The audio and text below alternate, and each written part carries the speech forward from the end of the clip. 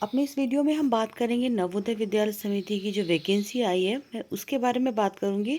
और कुछ ऐसी इम्पॉर्टेंट बात है, अगर आपने अप्लाई किया है और या अप्लाई करने जा रहे हैं, दोनों ही कंडीशन में ये कुछ बातें जो है, छोटी सी वीडियो है, आपके लिए जानना बहुत ज़रूरी रहेगी। एक बार अप्लाई करने से पहले इन बातों को अच्छी तरह से समझ लीजिए और जान लीजिए। ये वीडियो उसी के रिगार्डिंग है, जो वैकेंसीज़ है किस तरह की है और आपको कब किस केस में अप्लाई करना है और किस केस में नहीं करना है। तो दोनों ही बातें मैं आपको बहुत ही कम शब्दों में समझाने की कोशिश करूंगी। तो वैकेंसीज जो है वो कितने तरह की है और कैसी है, चलिए देखते हैं अपनी इस वीडियो में।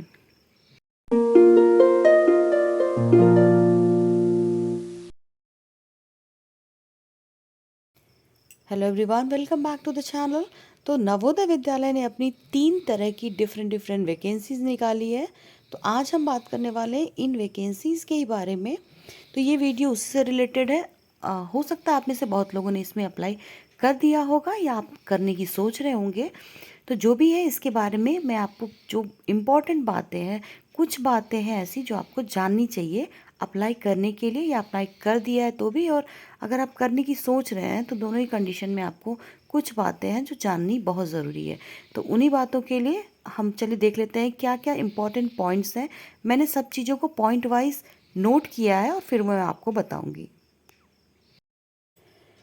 तो चलिए देख लेते हैं एनवीएस में जो नोटिफिकेशन से संबंधित जो कुछ महत्वपूर्ण बातें हैं, उसको जान लेते हैं हम। तो जैसा कि आप जानते हैं कि एनवीएस में अभी 3 अलग अलग नोटिफिकेशन आ चुके हैं। 3 अलग अलग तरह की नोटिफिकेशन आई है। पहली जो है एलडीई है, यानी कि लिमिटेड डिपार्टमेंटल एग्ज़ाम के बारे में। तो अब ध्यान से समझ लीजिए कि इस एग्ज़ाम के बारे में, इस एग्ज़ाम को वही लोग दे पाएंगे जो पहले से नवोदय विद्यालय समिति में कार्यरत है, यानी कि जो पहले से वहाँ पे ऑलरेडी वर्किंग है। ये उनके लिए ये प्रमोशनल वाला एग्ज़ाम है। तो जो फ्रेशर स्टूडेंट है उसको आपको अप्लाई नहीं करना है, क्योंकि ये आपके लिए नहीं है। ये सिर्फ और सिर्फ जो एम्प्लॉयज़ हैं, जो नवोदय विद्यालय समिति में एनवीएस में पहले से काम कर रहे हैं, सिर्फ और सिर्फ उनके लिए ये फॉर्म है। तो एलडीई है, लिमिटेड डिपार्टमेंटल एग्ज़ाम है, जो उनके लिए है, उनके प्रमोशन की एग्ज़ाम है। तो सिर्फ वही दे पाएंगे इस एग्ज़ाम को। आगे है दूसरा जो रिक्रूटमेंट है यहाँ पर, वो डायरेक्ट रिक्रूटमेंट है। इसमें आप सभी लोग भर सकते हो, यानी कि सारे के सारे फ्रेशर आप उसमें भर सकते हो। और इसके लिए 2 जुलाई से आवेदन शुरू हो चुके हैं और अंतिम तिथि जो है वो 22 जुलाई तक है। तो अगर आपको अप्लाई करना है तो 22 जुलाई से पहले आपको अप्लाई कर देना है डायरेक्ट रिक्रूटमेंट में। नेक्स्ट जो रिक्रूटमेंट हो रही है वो है special recruitment for north state के लिए। तो ये नॉर्थ ईस्ट वाली वैकेंसी है, नॉर्थ ईस्ट स्टेट के लिए। तो अगर इसमें सभी भी तरह के फ्रेशर भर सकते हैं। यदि आप चाहते हैं कि आप नॉर्थ ईस्ट में नौकरी करने की, तो आप वहाँ के लिए अप्लाई कर सकते हैं। और ये जान लेना बहुत इम्पॉर्टेंट है कि वहाँ से आपका ट्रांसफ़र नहीं होगा। तो अगर आप ये सोच रहे हैं कि नॉर्थ ईस्ट में अभी तो आपको जॉब की ज़रूरत है, नौकरी की ज़रूरत है, तो आप ज्वाइन कर लेंगे और बाद में आप ट्रांसफ़र करवा लेंगे, तो इस केस में आप यहाँ के लिए अप्लाई मत कीजिए।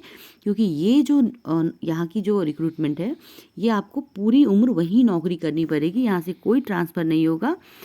तो अगर आप मेंटली प्रिपेयर हैं कि आपकी कहीं भी जो पोस्टिंग होगी नॉर्थ ईस्ट में कहीं भी कर सकते हैं, और ज़िंदगी भर आप नॉर्थ ईस्ट में ही रहने के लिए अगर तैयार हैं, तो आप इसके लिए अप्लाई कर सकते हैं। और उसी कंडीशन में आप अप्लाई कीजिए, क्योंकि यहाँ से कोई ट्रांसफ़र की प्रोसीजर नहीं होगी और हमेशा आपको नॉर्थ ईस्टर्न रीजन में ही रहना पड़ेगा।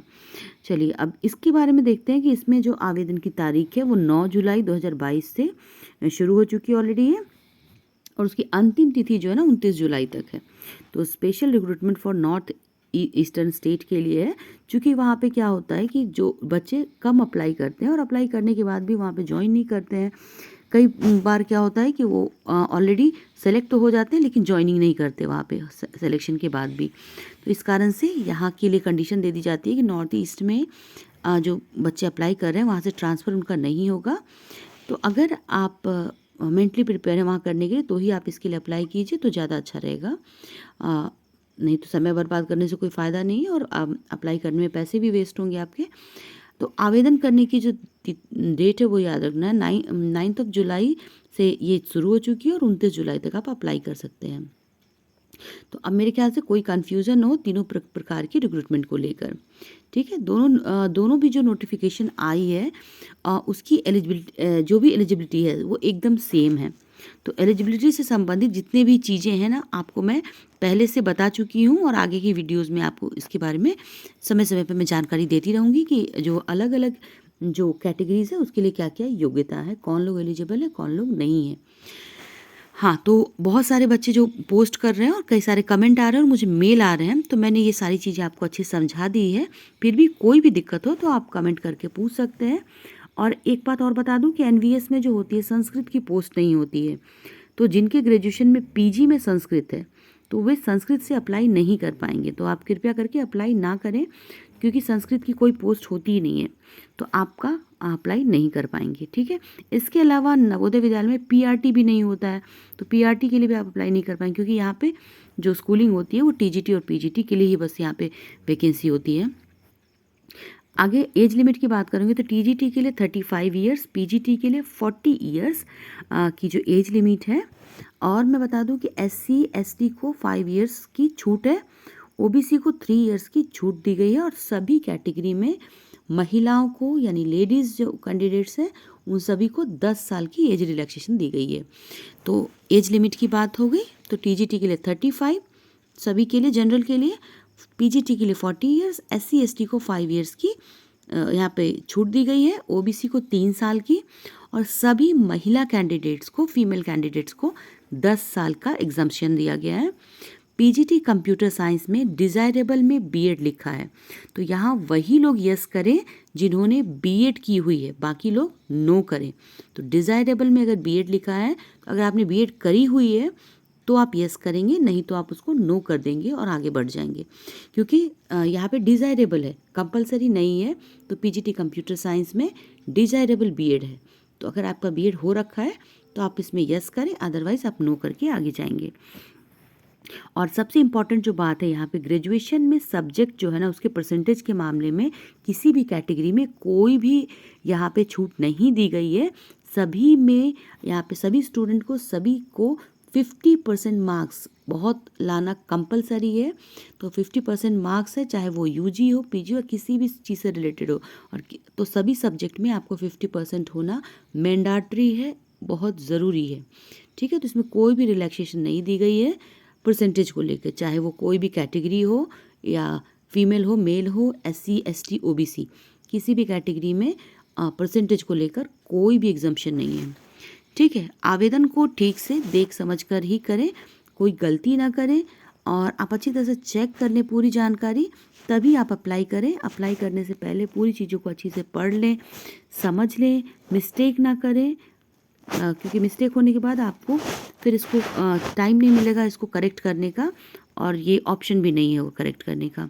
इसके अलावा मिसेलिनियस जो पोस्ट है उसकी एलिजिबिलिटी की जानकारियाँ और अगले पोस्ट में मैं आपको दूंगी, अगले जो नेक्स्ट वीडियो मिलेगी आपको उसमें मैं बहुत अलग अलग जानकारी दूंगी, और एग्ज़ाम पैटर्न, सिलेबस, इन सब के बारे में भी आगे की वीडियोज़ में हम डिस्कस करेंगे। तो ये थी कुछ इंपॉर्टेंट पॉइंट्स। बहुत सारे कमेंट्स और बहुत सारे बच्चे परेशान हो रहे थे इसको लेकर के कि जो वैकेंसी आई है किस तरह से अप्लाई करना है। तो ये था आपके कुछ इंपॉर्टेंट पॉइंट्स। तो अगर आपको ये बातें समझ में आ गई हो तो आप कमेंट में यस लिख सकते हैं, और अगर आपने अप्लाई किया है और इसके बारे में आप जानकारी चाहते हैं जो भी एग्ज़ाम पैटर्न है और सिलेबस से रिलेटेड, तो भी आप कमेंट में लिख दीजिए। तो इससे रिलेटेड मैं आपको नेक्स्ट वीडियोस प्रोवाइड कराऊंगी जिसमें जो एलिजिबिलिटी है और एग्ज़ाम पैटर्न और सिलेबस भी हम डिस्कस करेंगे आगे की वीडियोस में। तो आशा करती हूँ मैंने जो भी इम्पोर्टेंट पॉइंट्स है मोटा मोटा मैंने समझाने की कोशिश करी हूँ और आपको समझ में आ गया होगा।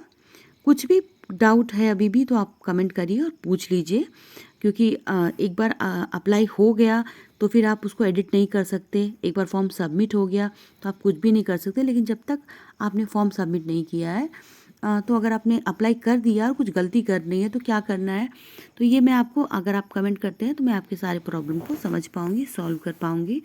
तो जो भी आपको इसके बारे में जानकारी चाहिए आप कमेंट कर सकते हैं, और अगर आप चाहते हैं कि एग्ज़ाम पैटर्न और सिलेबस सब डिस्कस किया जाए तो भी आप एक बार कमेंट करिए, हम डिस्कस करेंगे। नेक्स्ट वीडियोज़ में हम लेकर आएंगे एग्ज़ाम पैटर्न और सिलेबस को। तो जल्दी मिलती हूँ नेक्स्ट वीडियो में। Till then goodbye and take care. Thanks for watching.